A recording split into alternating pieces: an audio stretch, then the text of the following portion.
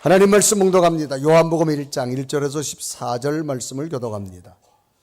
태초에 말씀이 계시니라. 이 말씀이 하나님과 함께 계셨으니 이 말씀은 곧 하나님이시라. 그가 태초에 하나님과 함께 계셨고 만물이 그로 말미암아 지은 바 되었으니 지은 것이 하나도 그가 없이는 된 것이 없느니라.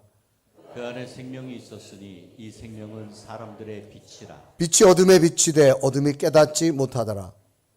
하나님께로부터 보내심을 받은 사람이 있으니 그의 이름은 요한이라. 그가 증언하러 왔으니 곧 빛에 대하여 증언하고 모든 사람이 자기로 말미암아 믿게 하려 함이라. 그는 이 빛이 아니요 이 빛에 대하여 증언하러 온 자라. 참빛고 세상에 와서 각 사람에게 비치는 빛이 있었나니 그가 세상에 계셨으며 세상은 그로 말미암아 지은 바 되었으되 세상이 그를 알지 못하였고 자기 땅에 오매 자기 백성이 영접하지 아니하였으나 영접하는 자 곧 그 이름을 믿는 자들에게는 하나님의 자녀가 되는 권세를 주셨으니 이는 혈통으로나 육적으로 사람으로 뜻으로 나지 아니하고 오직 하나님께로부터 난 자들이니라. 말씀이 육신이 되어 우리 가운데 거하심에 우리가 그의 영광을 보니 아버지의 독생자의 영광이요 은혜와 진리가 충만하더라. 아멘. 숲속에 사는 여우 한 마리가 길을 걸을 때마다 발이 돌에 부딪히고 차이게 되자 마침 옆에 있던 토끼를 향하여서 말을 던집니다. 이 산속에 있는 토끼를 모두 잡아서 푹신한 가죽과 털을 도로에 깔아야 되겠다. 그러면 내가 걸어 다니는데 불편함이 없겠다라고 말합니다. 이 말에 옆에 있던 토끼가 깜짝 놀랐습니다. 이 말을 들은 꽤 많은 토끼가 펄쩍 뛰면서 여우님, 그 많은 토끼를 언제 다 잡아서 도로로 포장하시려고 하십니까? 그러지 말고 차라리 제 꼬리를 잘라서 가죽신을 신고 다니세요. 그러면 푹신하기도 하고 발도 편합니다. 라고 그렇게 말을 해서 지혜롭게 위기를 넘겼다라는 겁니다.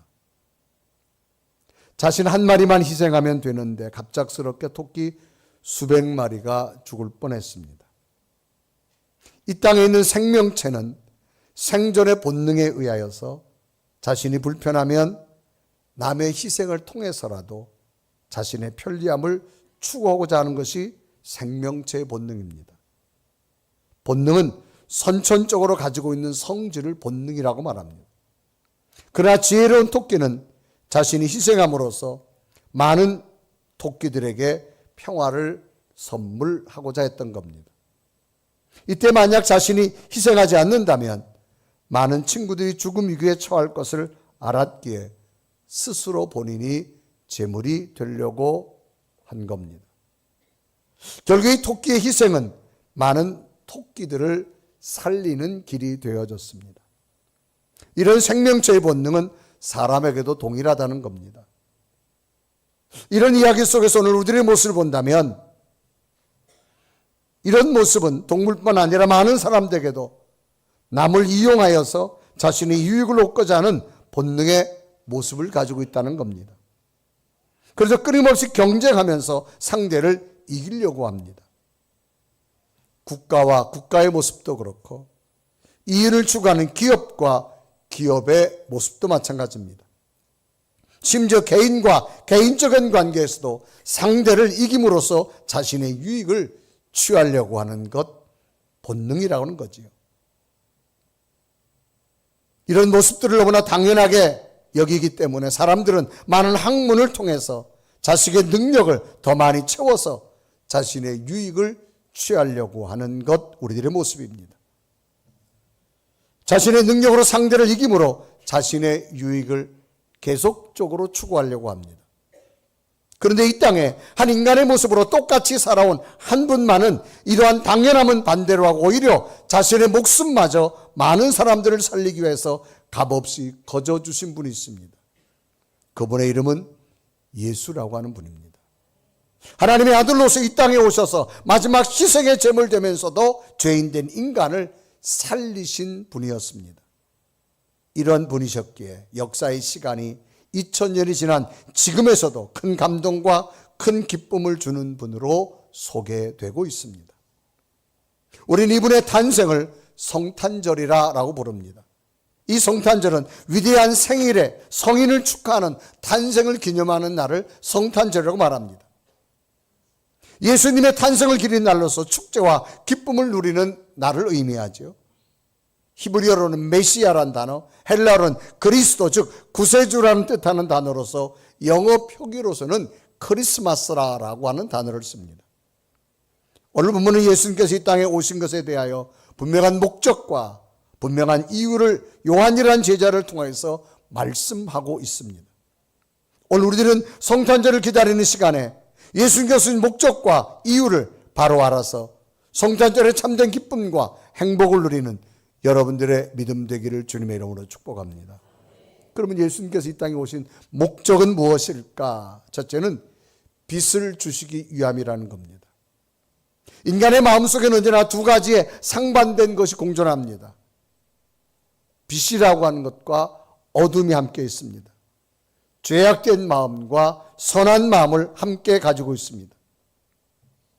두 가지가 함께 있지만 인간 스스로는 어둠과 죄된 마음을 이길 수가 없습니다. 결국 인간은 죄로 인해 하나님께 멀어졌고 죄악된 어둠에 살아가고 있는 겁니다. 그래서 예수님께서는 죄악의 어둠을 제거하시고 우리들을 구원하시고 영원한 생명을 주시기 위해서 빛으로 오셨다라고 성경은 말합니다. 그리고 요한복음 1장 4절은 기록하죠. 그 안에 생명이 있었으니 이 생명은 사람들의 빛이라고 말합니다. 빛은 전파기기의 일종으로 인간의 시각을 자극해서 세상을 볼 수 있게 하는 가시광선의 영역을 뜻하는 단어입니다. 시각신경을 작용해서 물체를 볼 수 있게 하는 일종의 전기파로서 태양이나 고온의 물질에서 발하는 겁니다. 이런 빛이 있는데 요한이 말하고 있는 빛은 육체에 있는 시각적으로만 보는 빛이 아니라 예수님을 통하여서 인간의 내면을 비추어 줌으로써 사람의 내면에 새로운 생명을 주시기 위한 빛이라고 하는 겁니다. 그래서 요한복음 1장 4절을 말합니다. 그 안에 생명이 있었으니 이 생명은 사람들의 빛이라고 하는 겁니다. 우리가 그저 육체의 눈으로 볼 수 있는 빛이 아니라는 겁니다. 우리 내면을 볼 수 있는 빛을 예수님께서 주시러 오셨다라는 겁니다. 그 안에 생명이 있었으니라는 말은 앞절에 언급된 내용을 수반하는 말입니다.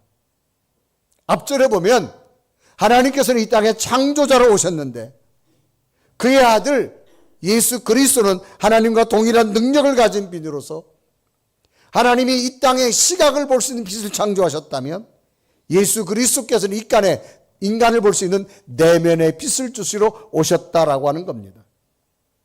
그래서 앞절의 요한복음 1장 1절은 하나님의 창조에 대해서 1절과 3절을 이렇게 기록합니다.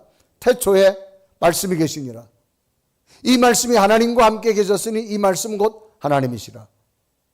그가 태초에 하나님과 함께 계셨고 만물이 그로 말미암아 지은 바 되었으되 지은 것이 하나도 그가 없이는 된 것이 없느니라. 그래서 하나님께서 창조하실 때 눈으로 볼 수 있는 빛을 창조하셨다고 말합니다. 그래서 창세기 1장 3절과 4절은 말하죠. 하나님이 이르시되 빛이 있으라 하시니 빛이 있었고 빛이 하나님 보시기에 좋았더라. 하나님이 빛과 어둠을 나누사라고 말합니다. 그러니까 우리가 세상을 볼 수 있는, 눈으로 볼 수 있는 빛이라고 하는 존재가 없으면 인간은 사물을 볼 수 없습니다.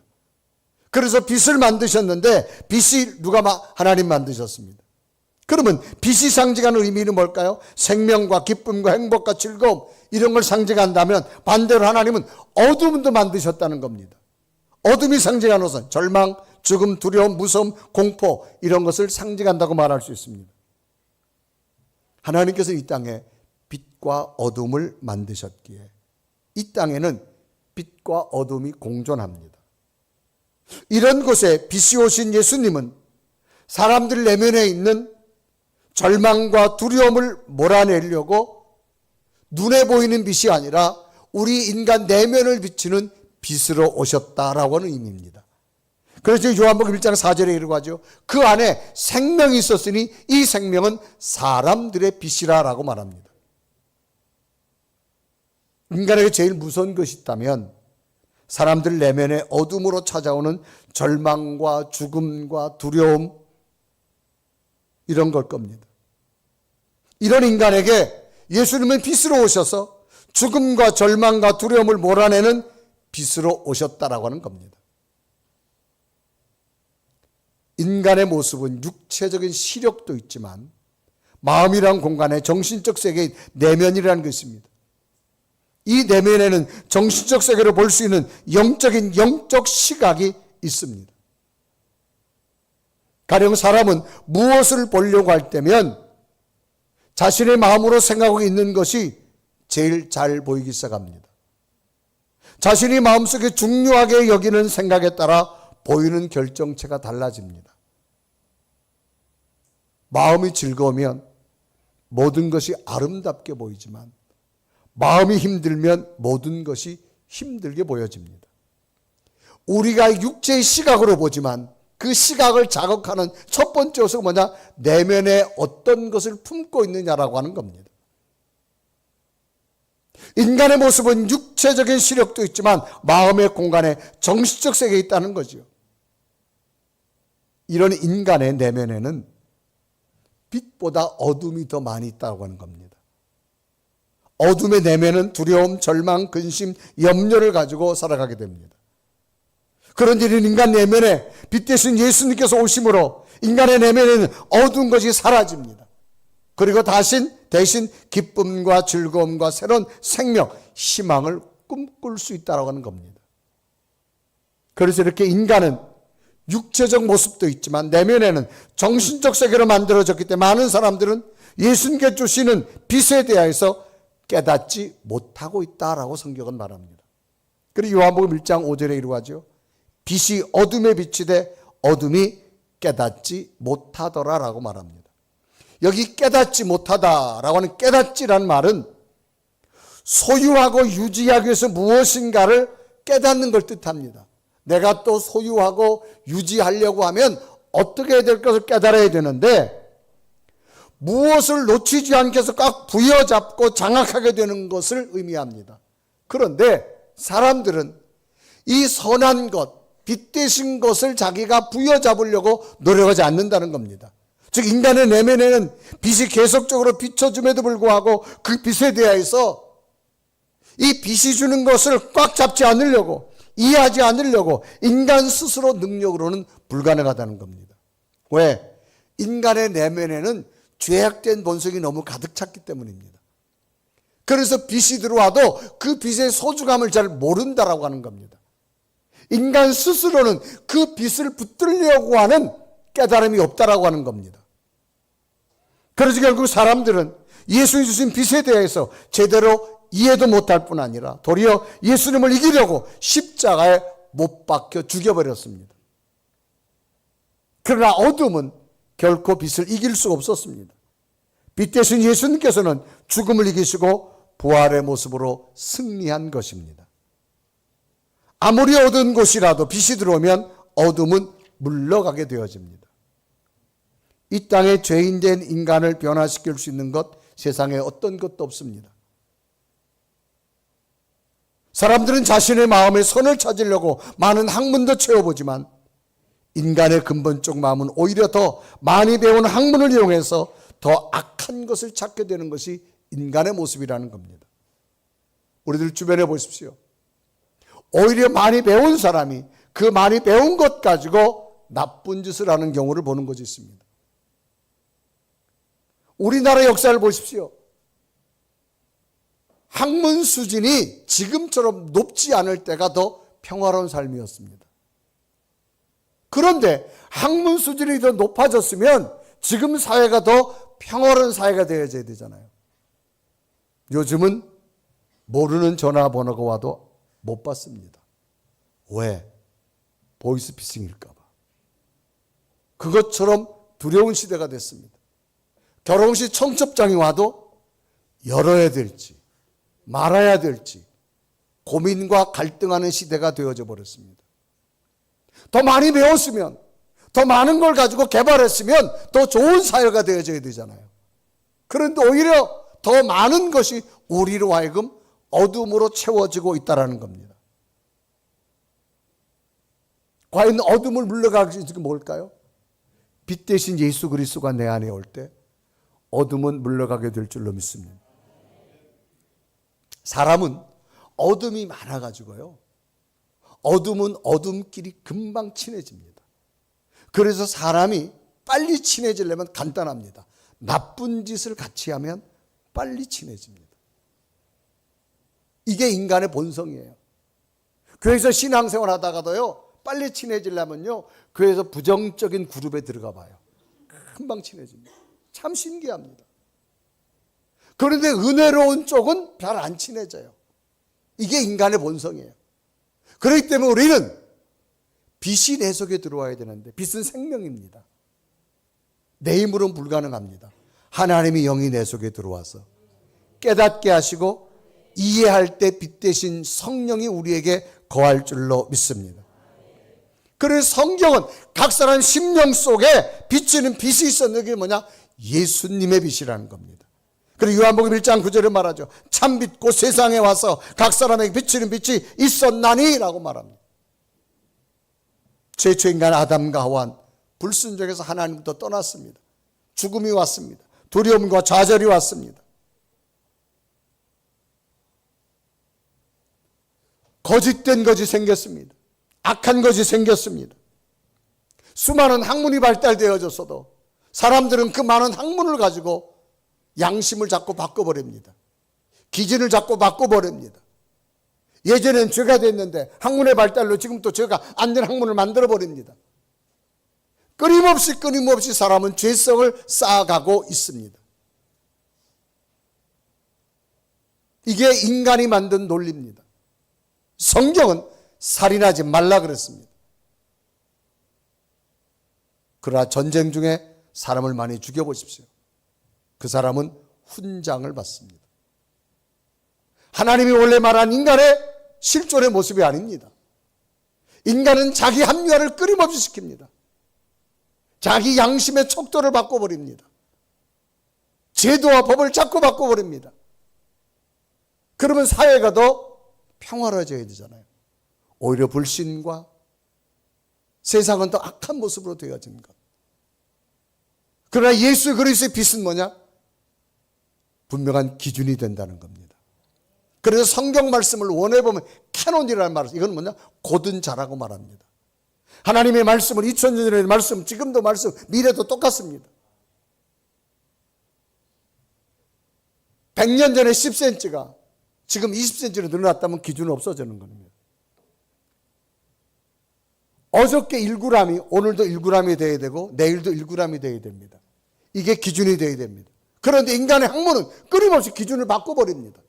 어제는 이거였는데 오늘은 또 이걸로 바꿔버리고 내일은 또 이걸로 바꿔버리고, 그러니까 사회가 혼탁해질 수밖에 없어요. 혼란해질 때 기준이 없었으니까. 인간을 가장 기준되게 만드는 뭐냐? 말씀입니다. 하나님의 말씀.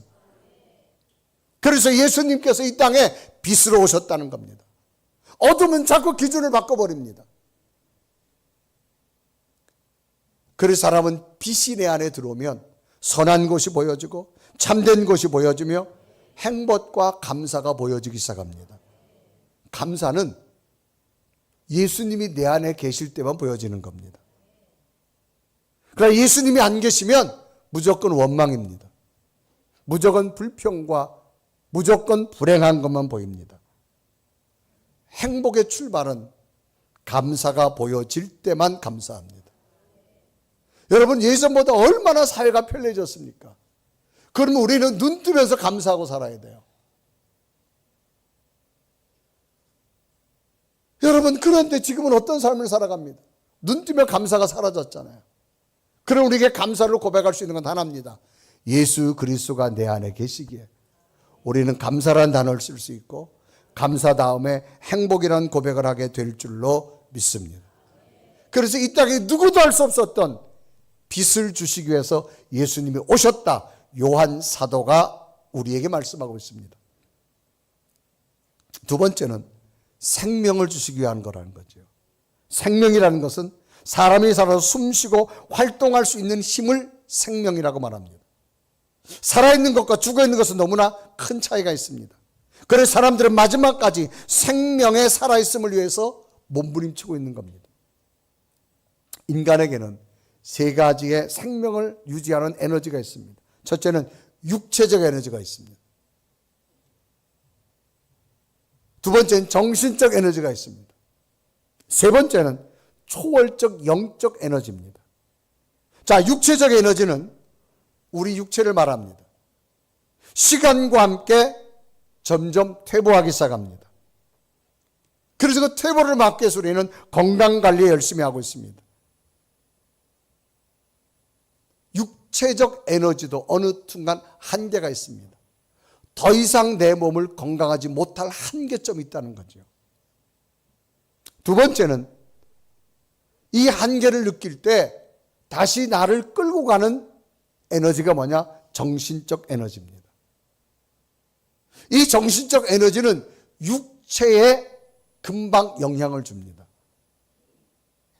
그래서 현대인들의 많은 사람들을 병들게 하는 게 뭐예요? 스트레스입니다. 정신적 충격을 말합니다.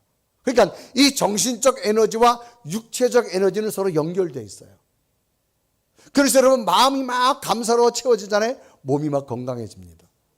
근데 마음이 막 스트레스 받고 열받잖아요. 몸이 망가지기 시작합니다. 그래서 성경은 여러분 잠자기 전에 화를 품으라 그래요? 화를 품고 자라 그래요? 성경이 왜? 정신적으로 마음적으로 화를 품고 자면 이게 그대로 잠자면서 육체에 미친다는 거잖아요. 몸의 장기를 다 병들게 한다는 거예요. 그래서 잠자기 전에 이걸 풀으라는 거예요. 근데 안 풀어져요, 이거. 어떻게 풀어져요? 그런데요, 예수님이 내 안에 들어오면 그거 뭐 별거 아닌데 풀어질 줄 믿습니다. 참 신기합니다. 그래서 예수님이 내 안에 들어오면 정신적 에너지에 새로운 빛을 줍니다. 이 정신적 에너지, 그러나 이것도 한계점이 있어요. 아무리 내가 해보려고 하지만 원수가 어떻게 사라져요? 나를 화나게 한 사람이 안 살아. 오늘은 풀었는데 내일 눈 뜨면 또 생각이 나는 거야, 이게. 안 사라져. 그럴 때 나를 끌고 가는 에너지가 뭐냐? 영적 에너지입니다. 신비한 초월적 에너지입니다. 이런 거예요. 마라톤 선수가 42.195km를 달립니다. 여러분 마라톤 선수가 얼마나 체력적으로 준비합니까? 정신적으로 극기 훈련 얼마나 많이 합니까? 막 뛰잖아요. 그렇지만 육체는 한계점이 있습니다. 어느 한계점에 가면 더 이상 뛸 수 없고 다리 힘도 다 풀어지고 숨도 여기까지 차고 정말 막 주저앉고 싶을 때가 있습니다. 여러분 청소년 시절에 오래 달리기라는 걸 해봤잖아요. 정말 여러분 이제 더 이상 내가 뛸 수 없는 상황이 옵니다. 그럴 때 육체에 힘을 주는 게 뭔 줄 아세요? 정신적 에너지입니다. 야, 너가 그래도 대한민국 마라톤 선수잖아.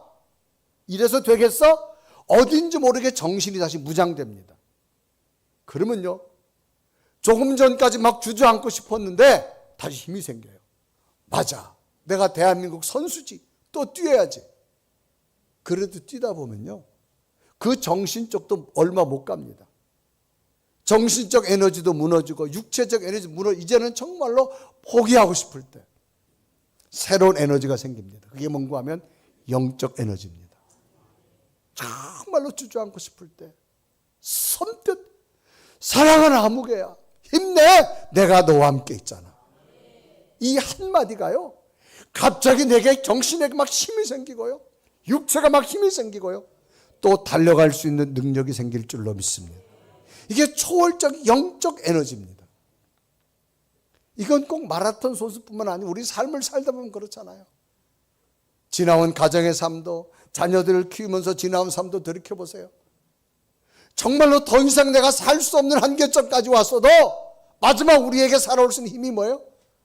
사랑하는 아무개야, 내가 너의 기도를 보았고 내 눈물을 보았고 내가 너와 함께하고 있지 않냐. 이 말씀이 우리를 또 살아가는 능력이 되는 줄로 믿습니다. 여러분, 인생의 폭풍을 안 만나고 살아온 사람이 누가 있겠어요? 그럴 때마다 인생의 고비고비마다 넘기면 영적 에너지입니다. 인간 내면에는 어둠과 빛이 늘 공존합니다. 어둠은 나를 포기하게 만듭니다. 나를 좌절하게 만듭니다. 부정하게 만듭니다. 그런데 빛이 들어오면 어둠은 물러가게 될 줄 믿습니다. 그래서 여러분, 이 빛이 생명이라는 거예요. 그리고 요한복음 1장 4절에 이러고 하죠. 그 안에 생명이 있었으니 이 생명은 사람들의 빛이라라고 말합니다. 식물도 열매를 잘 맺으려면 빛이 있어야 돼요. 그래야만 좋은 영양분을 만들 수 있습니다.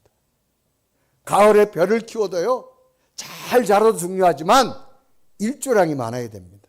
과일도 마찬가지입니다. 그래야만 좋은 영양분이 생기게 되어지는 겁니다. 빛이 그만큼 중요합니다. 여러분, 김장철 되면 찾는 고추 있잖아요. 똑같은 고추를 수확해도요, 건조실에 말린 고추하고 태양에 말린 고추하고 다릅니다. 영양분 자체가 달라요. 식물 하나도 열매 하나도 다르다는 겁니다.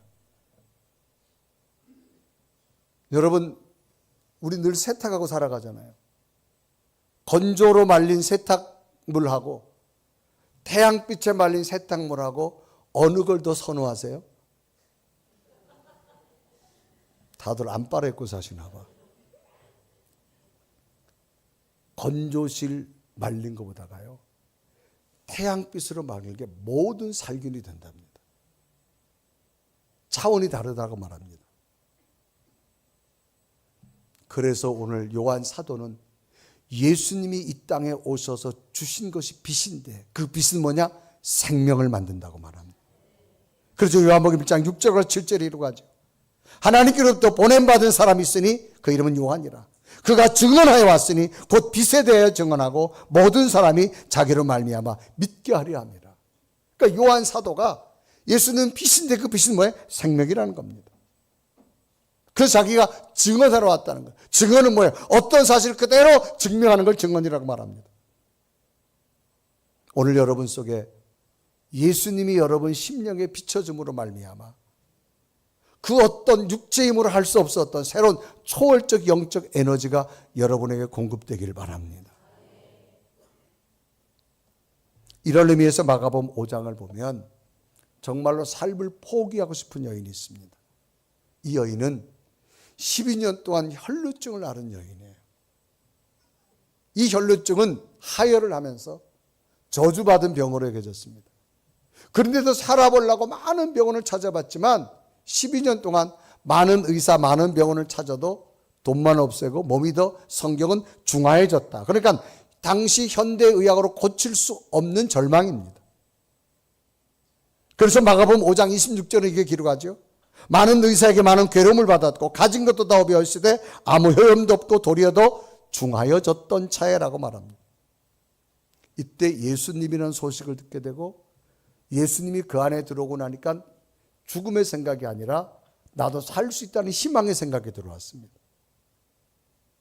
그러자 어느 순간 예수님이 자기 마을에 왔을 때 저 지나가는 예수님의 옷자락만 만져도 나는 나을 것이다. 그 누구도 상상할 수 없었던 생각의 변화가 시작됩니다. 그래서 마가복음 5장 18절에 말하죠. 이는 내가 그의 옷에만 손을 대어도 구원을 받으리라 생각함일러라. 여러분, 예수님이 내 안에 들어오면 생각이 바뀌어질 줄 믿습니다. 결과가 어떻게 됐습니까? 예수님이 옷자락을 만지지요.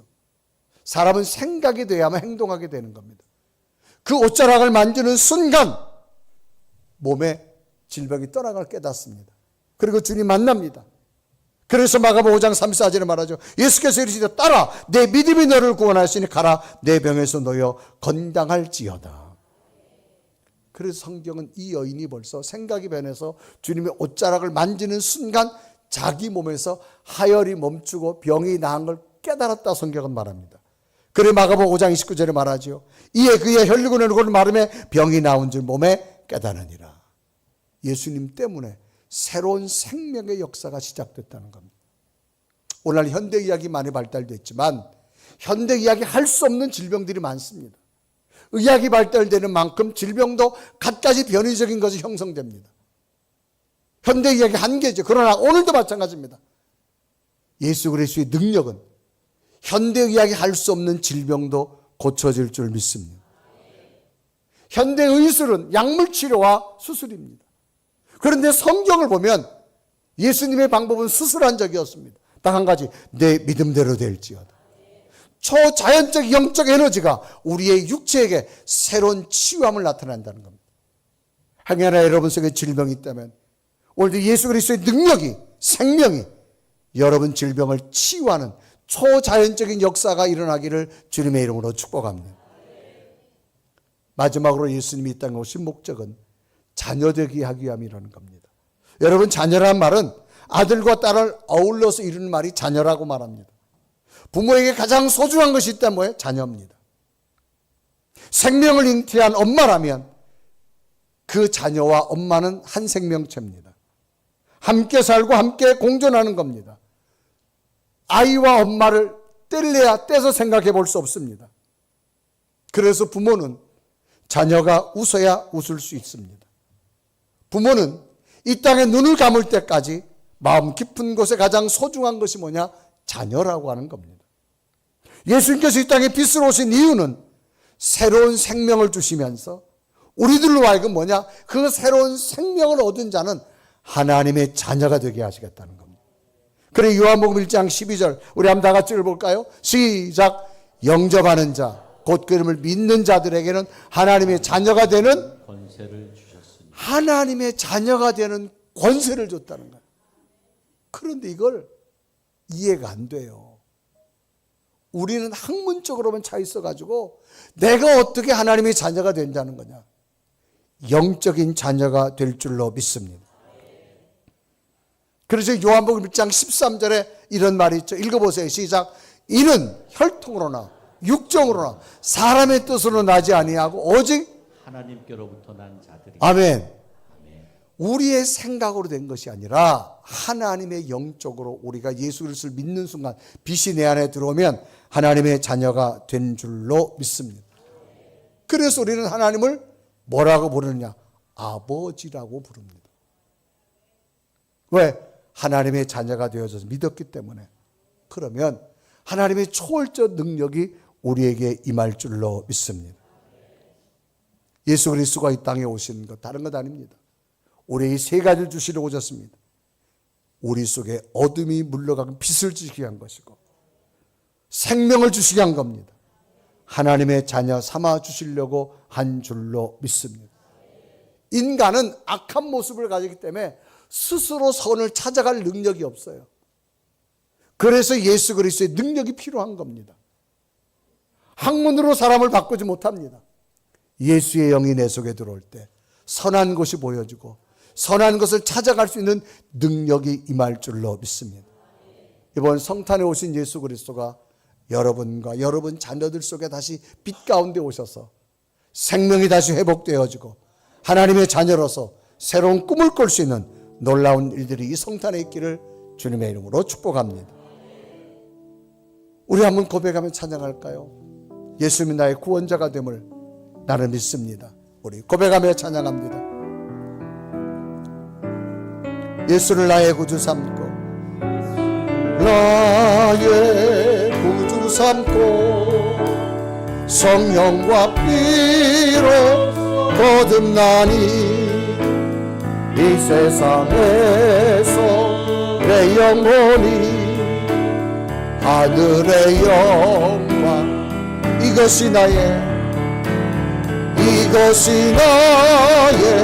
간증이요 이것이 나의 찬송일세 나 사는 동안 끊임없이 우주를 이것이 나의 간증이요 이것이 나의 간증이요 이것이 나 찬송일세 나 사는 동안 끊임없이 우주를 찬송하리로. 우리 함 다 같이 눈을 감으시고 2025년 우리 속에 오신 예수 그리스도의 성탄을 또 기다리는 이 계절 우리 속에 예수 그리스도의 빛 되심이 있기를 원합니다. 그 생명이 새롭게 나타나기 원합니다. 하나님의 자녀 삼아주심이 믿어지게 하여 주옵소서. 예수 그리스도가 내 속에 들어오면 근심과 염려, 두려움이 다 없어집니다. 내가 없애려고 없어지는 거 아닙니다. 빛 되신 주님이 오면 사라지고 감사와 기쁨과 희망이 생기는 겁니다. 내 인생에 새롭게 인도하신 하나님의 길이 보일 것이고, 내 인생에 피할 길 주신 하나님의 인도함이 보여지게 될 것이고, 내 깊은 곳에는 감사와 새로운 희망의 초월적 영적 에너지가 임할 줄로 믿습니다. 하나님, 오늘도 예수 그리스도가 이 땅에 오셨는데 이번 성탄절은 예수 그리스도 내 심령 속에 다시 한번 임재하셔서 빛을 얻기 원합니다. 생명을 얻기 원합니다. 하나님의 자녀의 확신이 고백되는 성탄절이 되게 하여 주옵소서. 우리 간절히 고백하며 하나님 앞에 기도합니다. 살아계신 주님, 이 시간도 주 앞에 기도합니다. 예수 그리스도의 성탄을 탄생하는 주, 이 시간도 당신의 은혜와 성령의 은혜와 하늘의 기쁨과 능력이 말줄 있사옵니다. 오 살아계신 주님, 당신의 거룩한 영으로 인도하여 주셔서 하나님의 인도함을 따라, 하나님의 약속을 따라 하나님의 온전함을 통할 줄 있사옵니다. 빛 되신 주님 우리 속에 인도하여 주옵소서. 생명의 역사가 나타나게 하시고 하나님의 자녀됨을 고백할 수 있도록 인도하기 원하옵니다. 오 살아계신 주, 오 성령의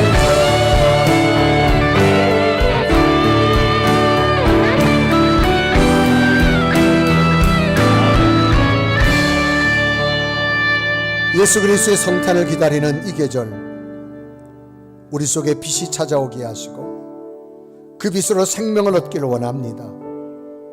하나님의 자녀됨을 믿음으로 말미암아 내 인생에 새롭게 인도하신 하나님의 길을 보게 하시고, 내 인생에 피할 길을 주신 하나님의 인도함을 믿어지게 하시고, 내 인생의 깊은 곳에 감사와 새로운 희망을 꿈꾸는 믿음의 거룩에 도전할 수 있는 복된 성도들 되게 하여 주옵소서. 예수 그리스도의 간절히 기도드리옵나이다.